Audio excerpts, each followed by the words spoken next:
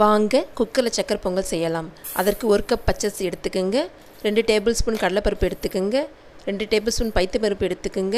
இப்போ தண்ணி ஊற்றி கழுவி 1/2 அன் ஹவர் ஊற வச்சுக்கோங்க.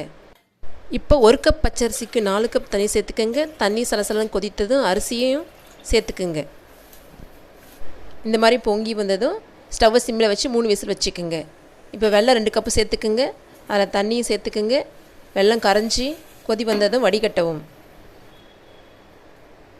பிறகு குக்கரை தந்து பாருங்கள். கரண்டியால் நல்லா மசிச்சுக்குங்க. கொஞ்சம் உப்பு சேர்த்துக்கோங்க.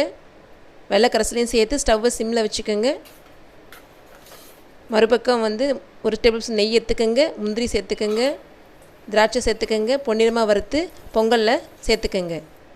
ஏலக்காய் தூள் 1/4 டேபிள் ஸ்பூன் சேர்த்துக்கோங்க. பச்சை கற்பூரம் சேர்த்து கிளறுனா சுவையான சக்கரை பொங்கல் தயாராகிடுச்சு.